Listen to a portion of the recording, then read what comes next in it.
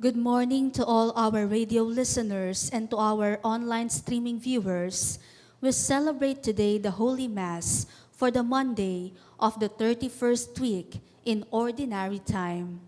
Our Eucharistic celebration will be presided by Reverend Father Jerome Haveliana Palma, SSP, Local Superior and Master of the Postulants of the Society of St. Paul, Pampanga. Together we sing the entrance hymn.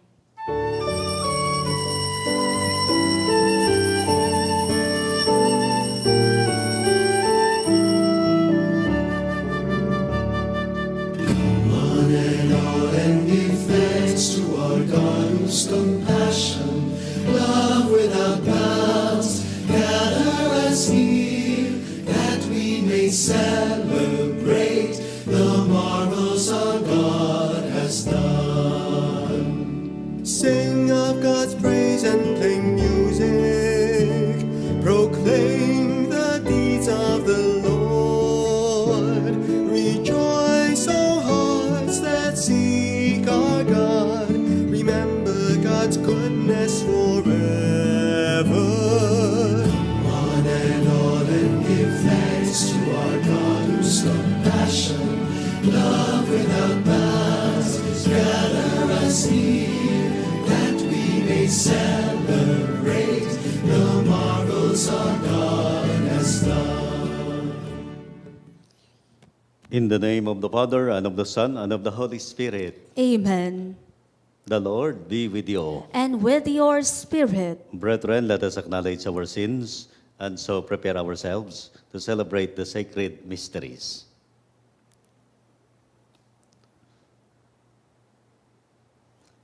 Have mercy on us, O Lord. for we have sinned against you, Show us, O Lord, your mercy. and grant us your salvation. May Almighty God have mercy on us, forgive us our sins, and bring us to everlasting life. Amen.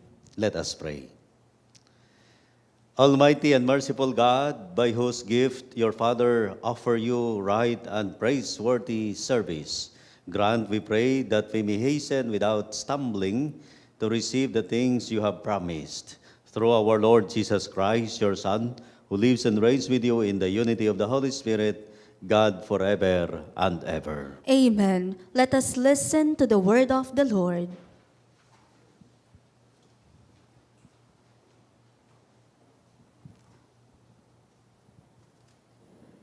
A reading from the letter of St. Paul to the Romans. Brothers and sisters, the gifts and the call of God are without regret.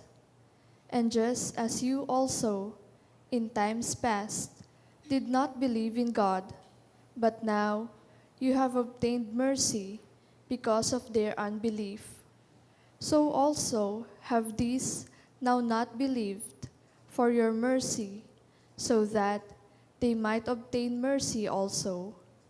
For God has enclosed everyone in unbelief, so that he may have mercy on everyone.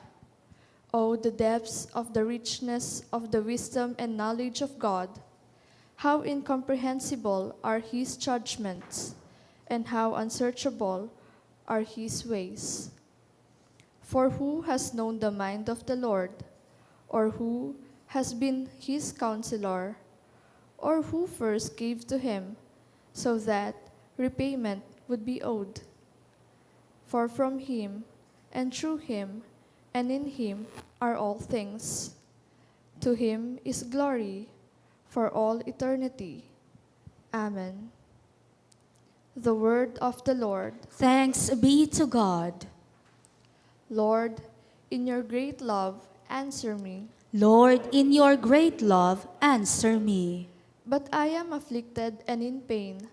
Let your saving help, O God, protect me.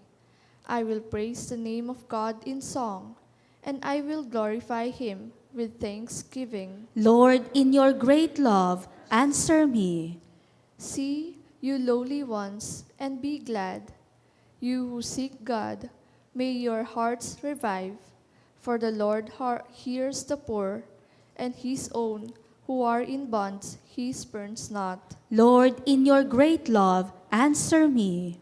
For God will save Zion and rebuild the cities of Judah. They shall dwell in the land and own it, and the descendants of his servants shall inherit it, and those who love his name shall inhabit it. Lord, in your great love, answer me. Let us honor the holy gospel.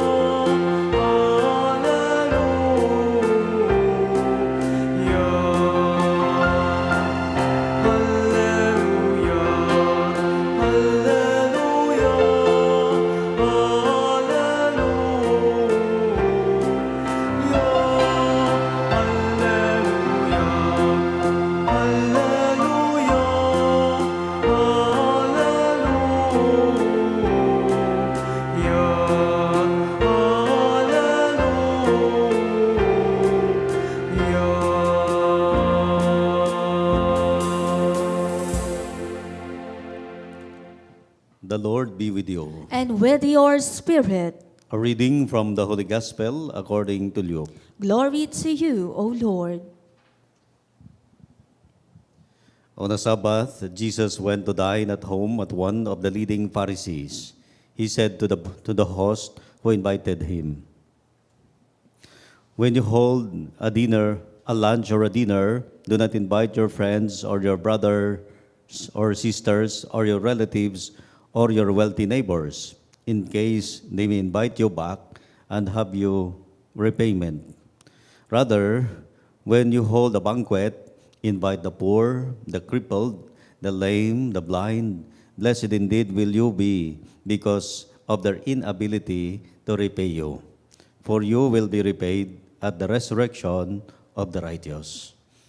My dear friends, my dear brothers and sisters, the gospel of the Lord. Praise to you, Lord Jesus Christ. Our gospel speaks today about the invitation to a wedding guest. No? Parang as if hindi pa tayo nakapananghalian, meron nang nag-iimbita sa atin na kumain. No? At ano ba ang connection ng kaharian ng Diyos, no? Ng kingdom of God sa guest, no? O sa host na nag-invite ng kanyang mga guest para sa kainan. O kaya ano ang relation ng kainan, no, sa paghahari ng Diyos, no?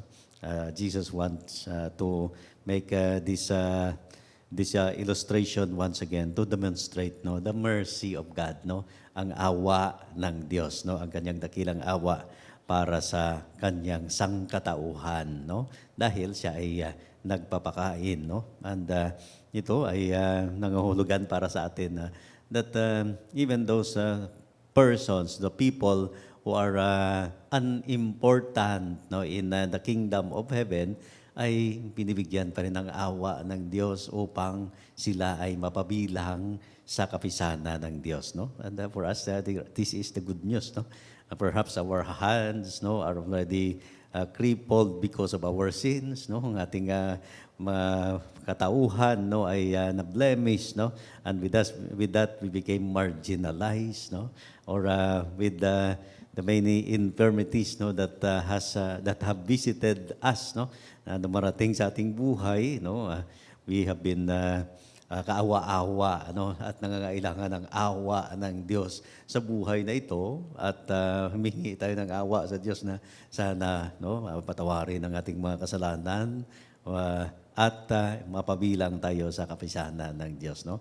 That is how God is generous to us, no, and He is concerned of us in this life, na ang kanyang awa, no, at habag, no, ay binibigay sa atin, no, that sometimes we are not worthy, or we make ourselves unworthy, no, and because of that, God continues to search out for us.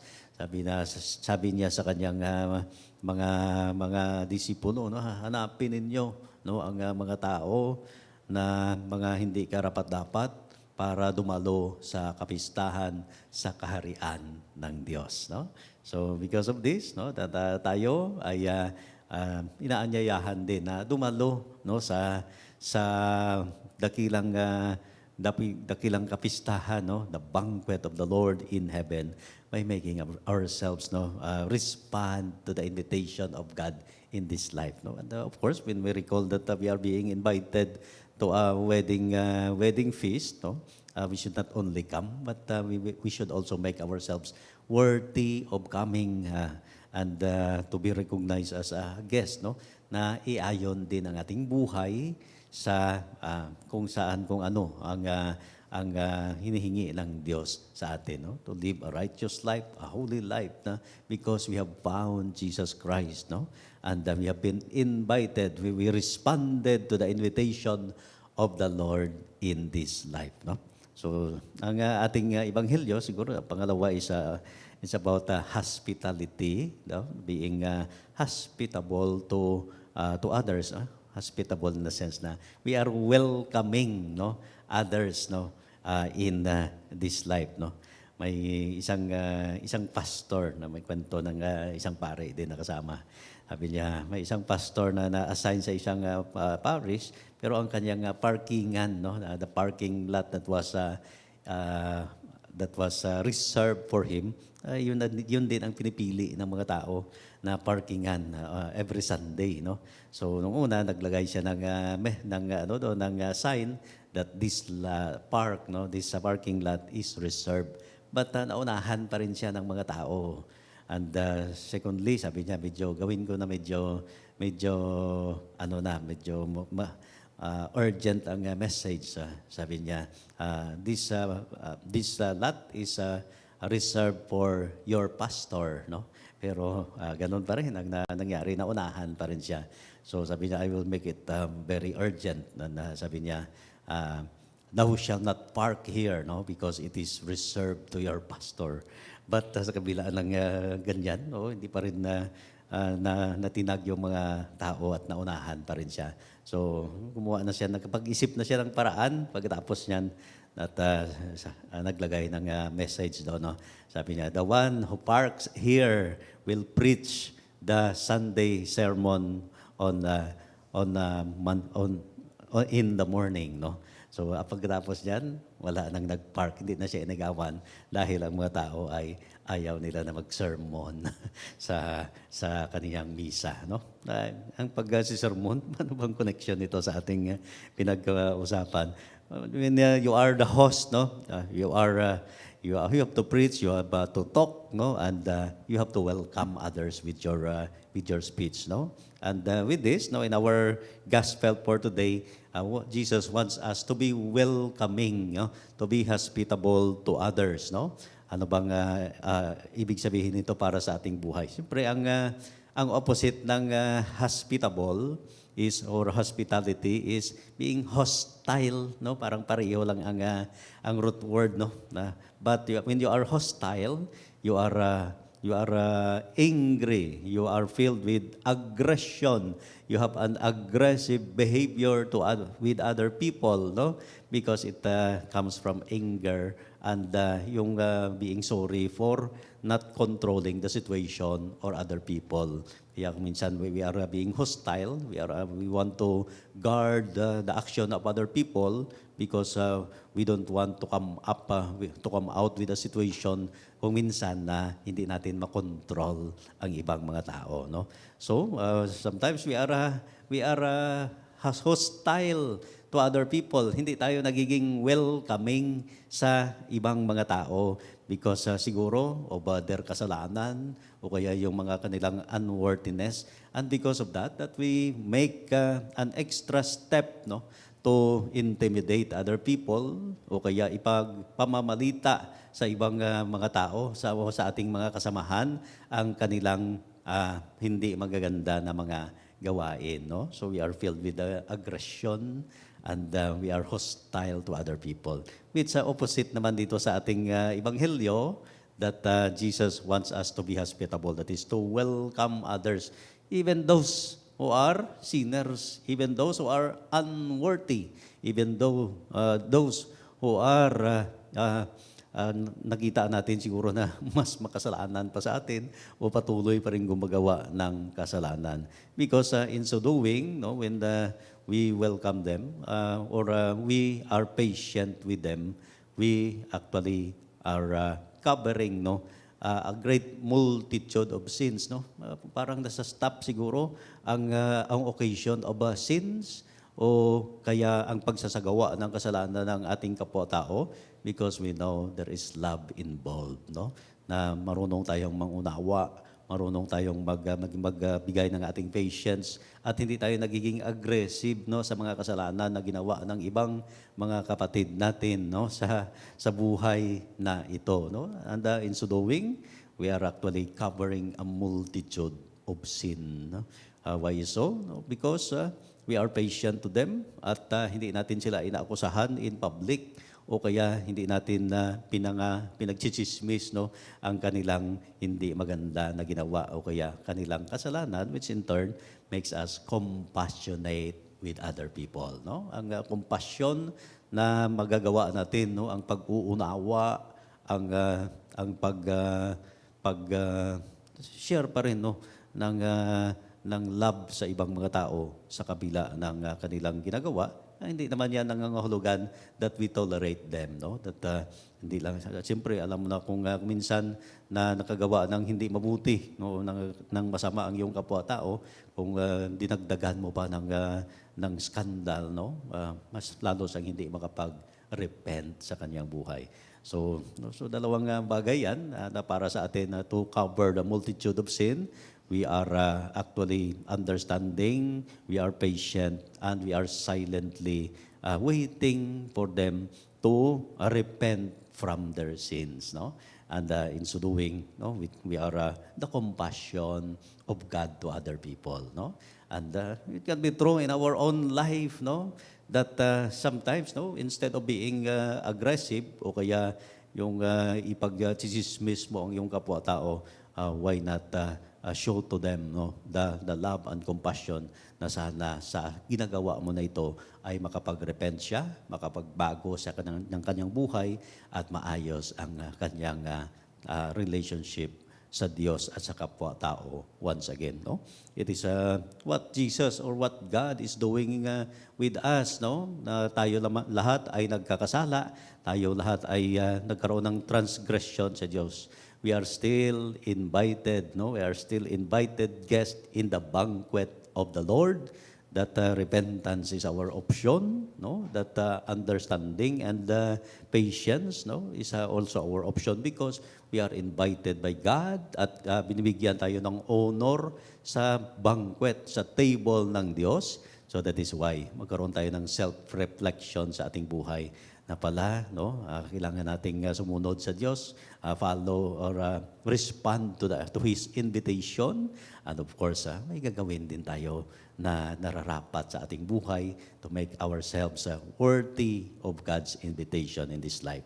So ang ating mercy at awa na mabigay sa ating kapwa-tao na mga nagkaroon ng pagkakasala o kaya nagkaiba ng landas, nawa ayan din ang maging batayan natin sa ating relationship sa isa't isa dahil ang Diyos, no, covered multitude of sin by giving us Jesus Christ to be the Savior and Redeemer of the world.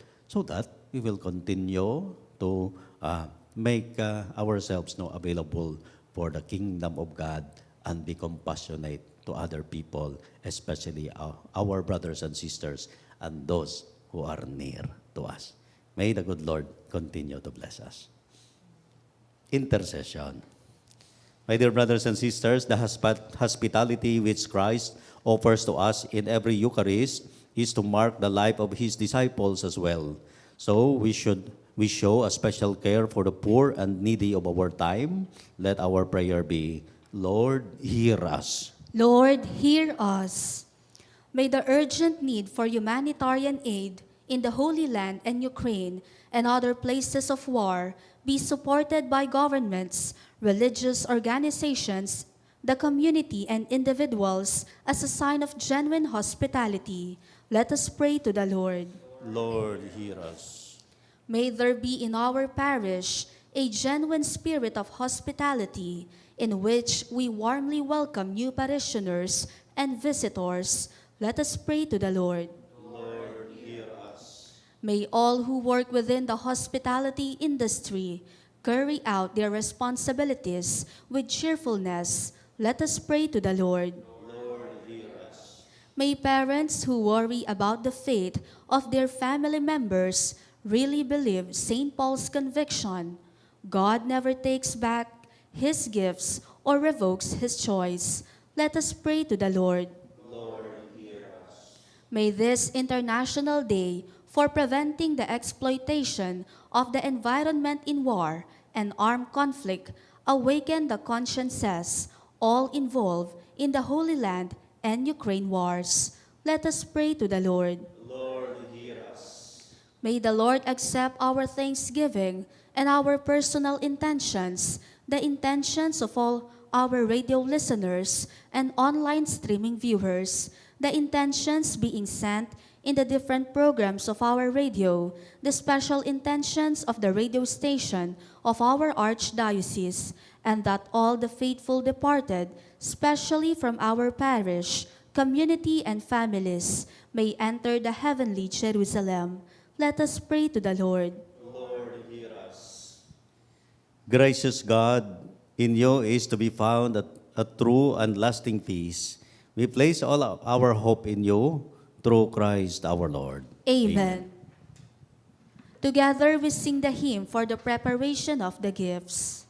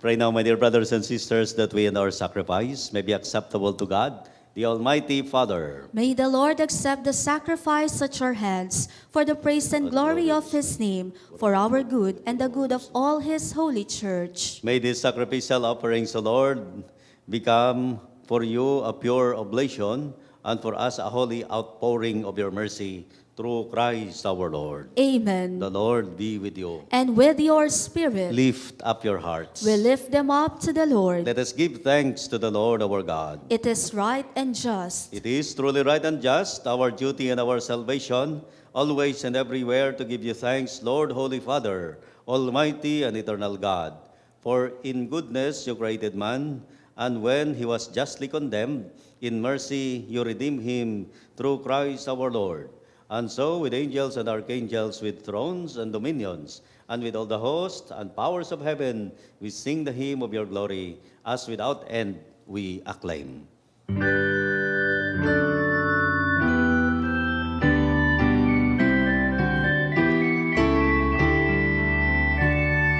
Holy, holy, holy,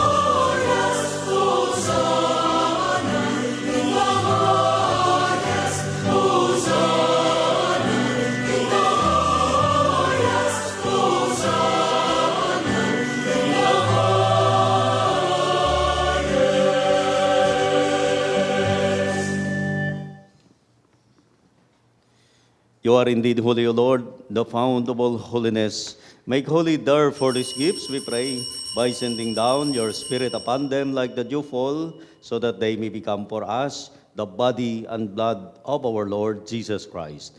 At the time he was betrayed and entered willingly into his passion, he took bread and giving thanks, broke it, and gave it to his disciples, saying, Take this, all of you, and eat of it, for this is my body, which will be given up for you.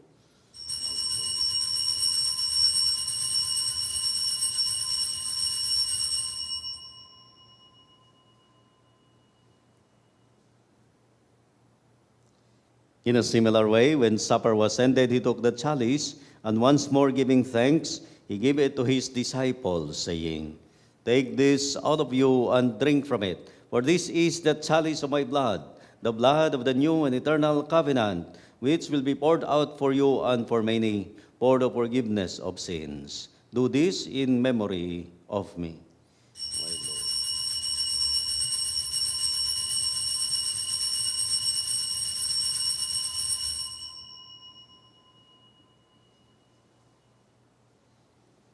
The mystery of faith.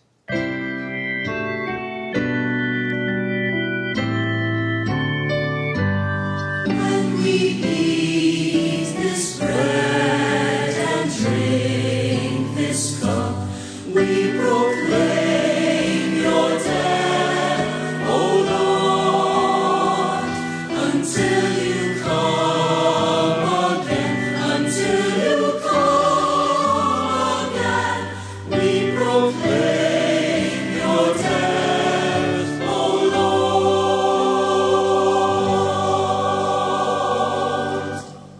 Therefore, as we celebrate the memorial of his death and resurrection, we offer you, Lord, the bread of life and the chalice of salvation, giving thanks that you have held us worthy to be in your presence and minister to you. Humbly we pray that partaking of the body and blood of Christ, we may be gathered into one by the Holy Spirit. Remember, Lord, your church is spread throughout the world, and bring her to the fullness of charity, together with Francis, our Pope, and Florentino, our Bishop, Pasiano, our Bishop Emeritus, and all the clergy. Remember also our brothers and sisters who have fallen asleep in the hope of the resurrection, and all who have died in your mercy.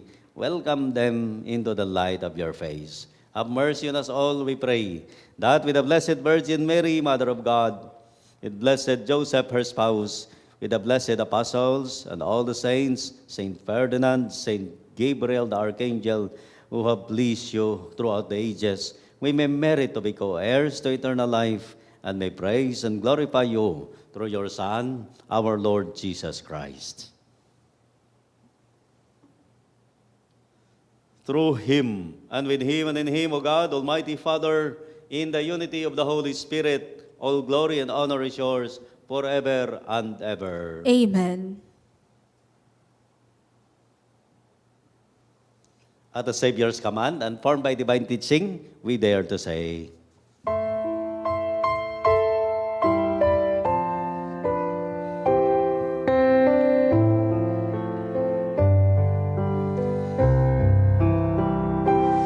Our Father, who art in heaven, hallowed be thy name.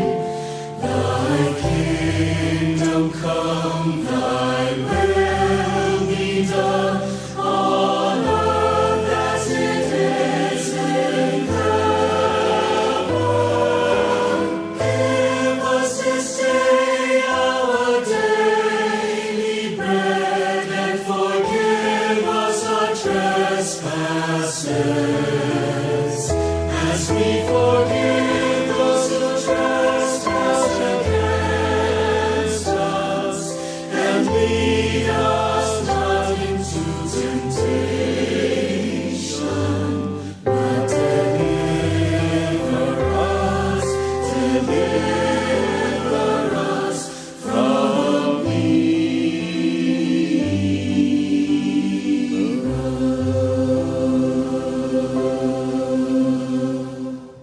Deliver us, Lord, we pray, from every evil. Graciously grant peace in our days, that by the help of your mercy, we may be always free from sin and safe from all distress, as we await the blessed hope, the coming of our Savior, Jesus Christ. For the kingdom, the power, and the glory are yours, now and forever. Lord Jesus Christ, who said to your apostles, Peace I leave you, my peace I give you.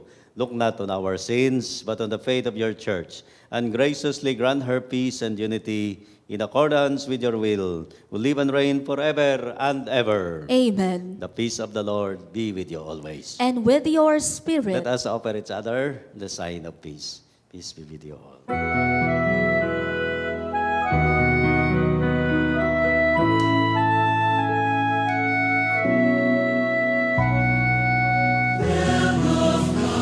You take away the sins of the world. Have mercy on us.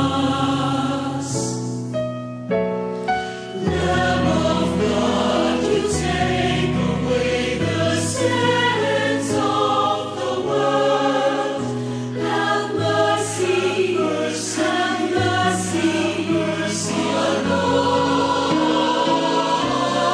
us. Lamb of God, you take away the sins of the world. Grant us peace. Grant us peace.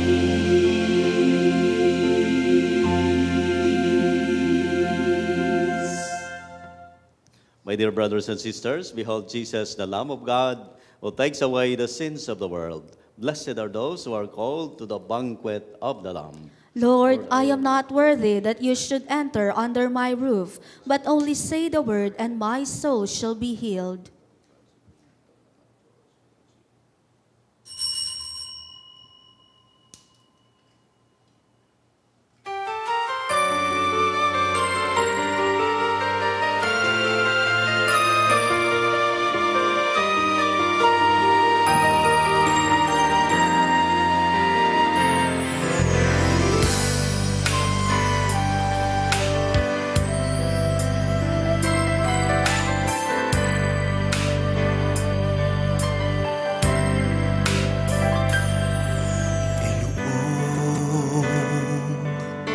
Lahat ng takot sa iyong damdamin, ang pangalan niya'y lagi ang tawagin, at siya'y nakikinig sa bawat hinaing.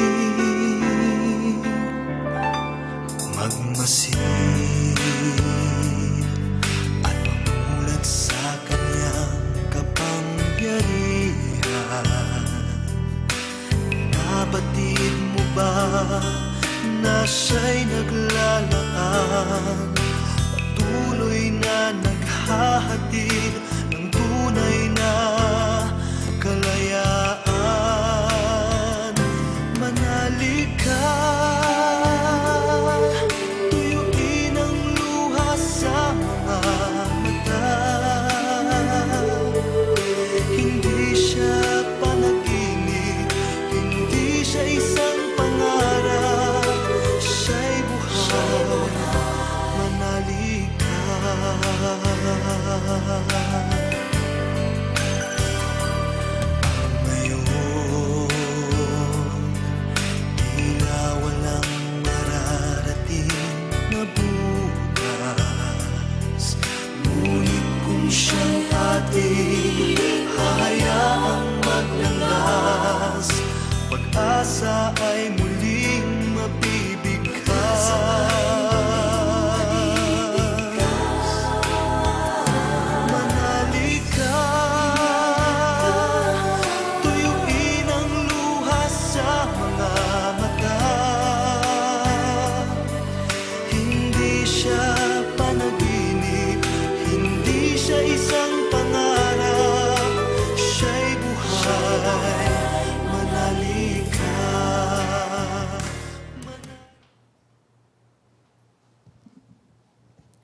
For our radio listeners and online streaming viewers who cannot physically receive the communion, we will join you in praying the act of spiritual communion.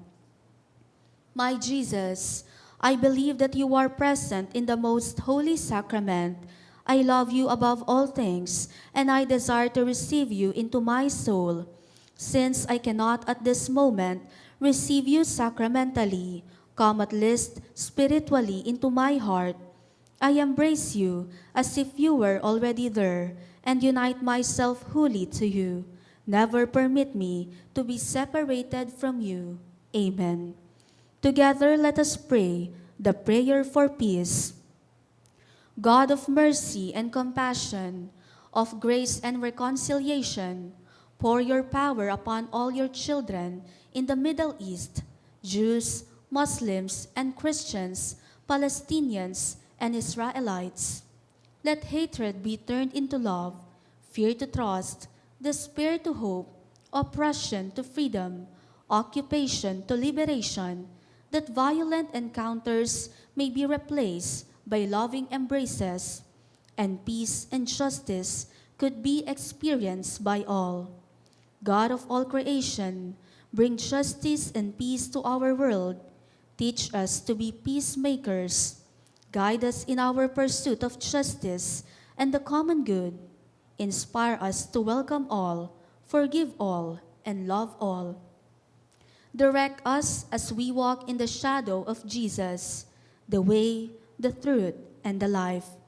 Inspire us to perceive the world through your eyes, that we might find hope and joy each day, supportive of each other, for the sake of your kingdom. Amen. Mary, Queen of Peace, pray for us.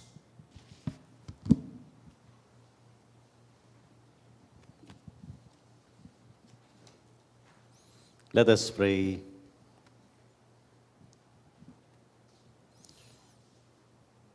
May the working of your power, O Lord, increase in us, we pray, so that renewed by these heavenly sacraments, for we, receiving what they promise, through Christ our Lord. Amen. The Lord be with you. And with your spirit. May Almighty God bless you, the Father, the Son, and the Holy Spirit. Amen. Go forth, the Mass is ended. Thanks be to God.